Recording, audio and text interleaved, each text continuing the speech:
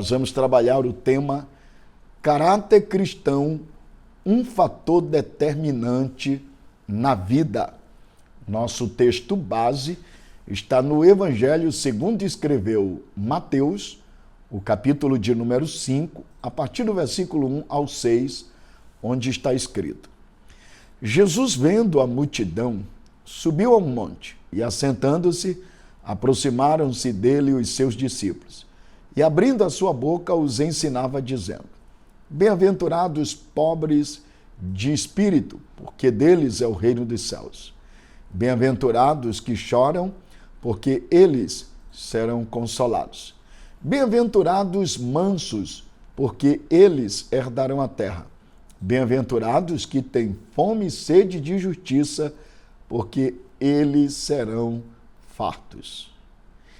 Meus queridos, as ações revelam o caráter. No entanto, é desastroso perceber como alguns indivíduos são pródigos nas palavras, elaborando discurso rebuscado e tecendo os maiores elogios a si mesmo, quando suas ações reprovam frontamente o que eles dizem. Colocam-se debaixo de vexame aqueles que têm discurso, mas não têm vida.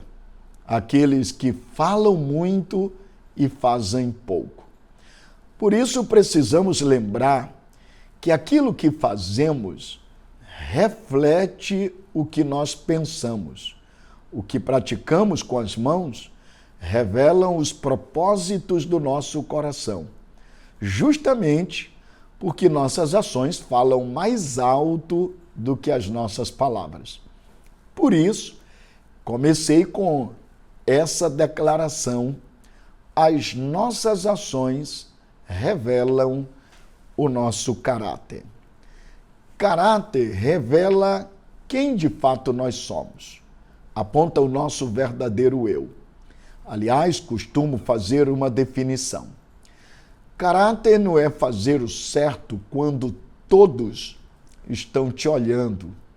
Caráter é fazer o certo mesmo quando ninguém está vendo. Ter um caráter ilibado, íntegro, firme, consistente é fundamental para que o líder, diante dos seus liderados, exerça uma liderança confiável, uma liderança inspiradora, saudável, dinâmica e influenciadora. Ninguém quer seguir um líder em quem não confia. Portanto, o caráter do líder é fundamental, indispensável e necessário para que ele exerça uma liderança eficaz. Estou fazendo essa abordagem para chamar a sua preciosa atenção como líder. Eu sei que você tem diante de si grandes desafios. O desafio de conquistar a confiança dos seus liderados, o desafio de se fazer amigos, o desafio de torná-los companheiros, o desafio de fazê-los pensar, falar, agir, ter o mesmo propósito que você tem. E eu começo dizendo para você, então seu caráter diante deles é fundamental, é indispensável, é necessário e é vital. Agora, é interessante fazermos a seguinte pergunta: quais as características que definem o caráter? Eu diria para você que são algumas atitudes que acabam fazendo a diferença e revelam valores do Evangelho e, sobretudo, do caráter cristão em nós. No texto que nós acabamos de ler, o Evangelho segundo escreveu Mateus, capítulo 5, a partir do versículo 1 ao 6, sobretudo a partir do versículo 3 em diante, esse texto nos ensina 4 atitudes que revelam o caráter cristão. Essas atitudes fazem toda a diferença na liderança de um líder e na conquista da confiança dos seus liderados. Quais seriam essas atitudes? Vou compartilhar com você a primeira delas. Com base no verso de número 3, onde está escrito: bem-aventurados pobres de espírito, porque deles é o reino dos céus. Aqui ressalta diante dos nossos olhos a primeira atitude, a atitude certa para consigo mesmo. Vou repetir para você com outras palavras: ter atitude certa para consigo mesmo. Note você que o Senhor Jesus começa dizendo: bem-aventurados são os pobres de espírito. Duas perguntas precisaríamos fazer. A primeira: o que significa bem-aventurado? Vou lhe dar o conceito. Significa bem-sucedido ou felicíssimo é. Jesus está aqui traçando qual é o caminho do sucesso, qual é o caminho da felicidade. Mas a segunda pergunta: o que significa ser pobre de espírito? Nesse sentido, vale rebuscar aqui, à luz do texto sagrado, que quando Jesus usa a expressão pobre, ele usa um termo na língua grega que descreve o estado de alguém miseravelmente carente, miseravelmente necessitado. Alguém miseravelmente que, ao olhar para si, não consegue encontrar virtudes alguma e razões para se vangloriar. Noutras palavras, o que Jesus está dizendo é que ser pobre de espírito é ser desprovido do seu eu, do seu orgulho, do seu ego, da sua prepotência, da sua arrogância, da sua altivez e da sua vaidade. É alguém humilde, se podemos assim usar uma linguagem piedosa. É alguém parecido com Jesus, humilde, desprovido de si e pensando sempre no outro, sempre preocupado com o próximo. O pobre de espírito não age com arrogância, não fala com agressividade. O pobre de espírito é alguém que nunca pensa no seu ego, mas sempre nos outros. Nunca no seu eu, mas está interessado sempre no bem-estar do outro. Ele é desprovido de qualquer prerrogativa que possa levá-lo a se considerar maior, superior, melhor ou mais capaz. E ainda que o seja, ele tem a humildade de se fazer servos de todos. Um exemplo clássico é o que Jesus, por exemplo, diz no Evangelho segundo escreveu Mateus capítulo 11, verso 28. Quando ele faz um convite dizendo: vinde a mim, todos os que estão cansados e sobrecarregados, e eu vos aliviarei. Tomai sobre vós o meu jugo e aprendei de mim, que sou manso e humilde de coração. Portanto, uma pessoa pobre de espírito é alguém que tem uma atitude correta, ou seja, certa para consigo mesmo. E aí, repetindo, ele é desprovido e esvaziado do seu orgulho. Ele é desprovido da sua prepotência, da sua altivez, do seu egocentrismo, do seu eucentrismo. Mas Jesus aponta uma segunda atitude que revela o caráter cristão de um líder que lidera com eficiência, com transparência e tem uma liderança impactante. Está no verso 4. Olha o que Jesus diz: bem-aventurados que choram, porque eles serão consolados. Note, Jesus começou no verso 3 falando do pobre de espírito, mas agora ele está ressaltando o chorar. Ele diz, bem-aventurados que choram. A minha pergunta é lógica. Quando é que o choro traz felicidade? Quando é que o choro gera uma trajetória bem de sucesso? Bem, para nós chegarmos a uma resposta conclusiva, convincente, bíblica e também teológica, nós precisamos primeiro entender qual é o tipo de choro que Jesus está se referindo. Ele está falando de um choro de lamento pelos nossos pecados.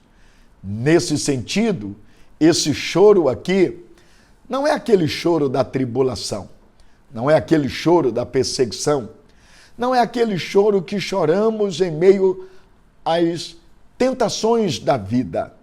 Esse choro não é aquele choro pelas tribulações que nos cercam e nos oprimem. Esse choro é um lamento justamente por nossos pecados, nossas atitudes erradas. Por isso que Jesus começou falando sobre bem-aventurado o pobre de espírito. Porque só uma pessoa humilde, pobre de espírito, é capaz de reconhecer quando erra e, ao admitir, ele se desdobra, rendendo-se diante de Deus em pranto e lágrimas, reconhecendo sua fragilidade, suas limitações e sua total carência e necessidade de Deus. Vale ressaltar que esse choro, ele é exemplificado em diversas partes da Bíblia. Por exemplo, se você pegar Esdras, capítulo 10, verso 1, diz o texto que Esdras orava fazendo confissão. E o texto diz, chorando, prostrado diante da casa de Deus. Esdras chorava não só suas misérias, mas sobretudo também chorava pelos pecados do seu povo, a nação de Israel. Um outro exemplo de choro que Jesus faz referência e está conectado com esse texto é Romanos capítulo 7, verso 24, quando o apóstolo Paulo, gemendo, diz, desventurado homem que sou, quem me livrará do corpo dessa morte? Pois o que eu quero não faço, e o que eu não quero é o que eu termino fazendo. Se você observar nas entrelinhas do texto, Paulo está chorando suas dores, suas misérias, suas malícias, suas atitudes erradas. E precisamos admitir quantas e quantas vezes erramos. Aliás, recentemente eu precisei orientar como mentor, dizendo a um líder, seu carro precisa ter marcha ré. Você tem a primeira, tem a segunda, tem a terceira, tem a quarta, tem a quinta, para que você tenha ainda mais alta velocidade, mas todo veículo precisa ter a marcha ré. Todo líder precisa reconhecer quando errou, quando falhou.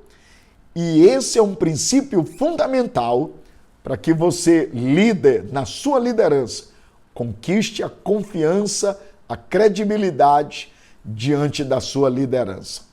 Reflita sobre isso.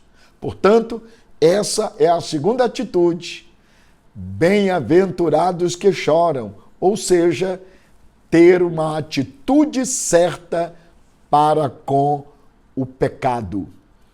Isso significa agir corretamente em relação ao pecado.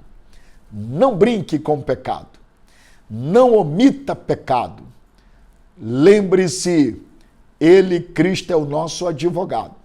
E quando você falhar, não se esqueça, recorra ao seu advogado, o advogado das causas perdidas, ele está pronto para lhe ouvir, lhe perdoar, lhe ajudar a corrigir os erros cometidos. Mas há uma terceira atitude que todo líder, dentro dos seus valores e na manifestação da sua identidade cristã, ele precisa ter. Essa terceira atitude está no verso de número 5, quando o Senhor Jesus diz: bem-aventurados mansos, porque eles herdarão a terra. Note, ser bem-aventurado com mansidão é, de fato, ter a mesma característica de Cristo, que diz: eu sou manso e sou humilde de coração. A mansidão é, de fato, um fruto do Espírito e que deve forjar o caráter do líder, o caráter do cristão. Nesse sentido, recordo-me de uma frase importantíssima que vai nos ajudar a compreender, ampliando mais o entendimento sobre essa lição. Charles Haddon Spurgeon, considerado príncipe dos pregadores, dizia que ser manso não é virtude, é uma obra da graça divina. Ninguém pode naturalmente ser manso, a não ser aqueles que são pobres e que choram diante de Deus por suas mazelas. Dá para você notar o quanto a mansidão está ligado ao choro por nossos erros e o choro ligado ao fato de ser pobre?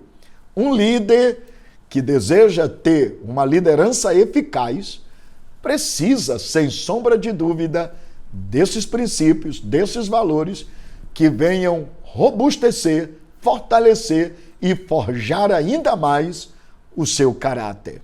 Portanto, já aprendemos que no caráter cristão, na construção de uma identidade cristã, precisamos ter a atitude correta em relação a si mesmo, atitude correta em relação ao pecado, atitude correta em relação exatamente ao próximo, agindo com mansidão, amando como Cristo amou. Aliás, isso me lembra o que o apóstolo Paulo, quando escreve a carta aos Filipenses, capítulo 2, verso 5, ele diz: de sorte que haja em vós as mesmas atitudes que houve também em Cristo Jesus. Significa dizer, amado, que Cristo é o nosso modelo, é nosso referencial, é o nosso padrão.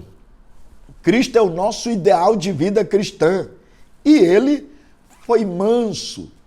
Pense comigo, passou por 6 tribunais de júri, condenado injustamente em todos eles.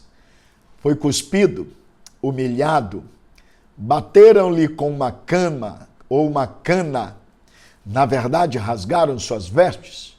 O que é pior? Uma coroa de espinho na sua cabeça, um madeiro de 140 quilos. O obrigaram a carregá-lo pelas estradas poeirentas rumo ao Gólgota, prego nas mãos e nos pés, erguido entre os céus e a terra. Ele tinha todos os motivos para desejar a ira, o ódio e o juízo de Deus sobre os seus inimigos. Mas lá na cruz, ele olha para os seus algozes e diante de Deus diz: Pai, perdoa-os, eles não sabem o que fazem. Isso é mansidão. Nobre líder, saiba lidar com as pessoas. Aprenda a compreender personalidades. Saiba lidar com temperamentos. Entenda que as pessoas precisam ser conquistadas. E todas elas vivem dentro de um contexto. Compreender isso é fundamental para saber desenvolver relacionamento influenciador. Por isso, tenha uma atitude de mansidão. Mas, ainda em quarto lugar, com base no verso de número 6, olha o que diz Jesus: bem-aventurados que têm fome e sede de justiça, porque eles serão fartos. Nesse versículo, Jesus permite saltar diante dos nossos olhos exatamente a quarta atitude. E essa atitude é agir de maneira correta para com Deus. Olha o que diz o texto. Bem-aventurados que têm fome e sede de justiça, porque eles serão fartos. É ter uma atitude certa em relação a Deus. Talvez você me perguntaria, Pastor João Batista, e qual seria a atitude certa em relação a Deus? Amá-lo acima de tudo e de todas as coisas. Eu devo dizer a você que Deus vem antes de todos e antes de tudo.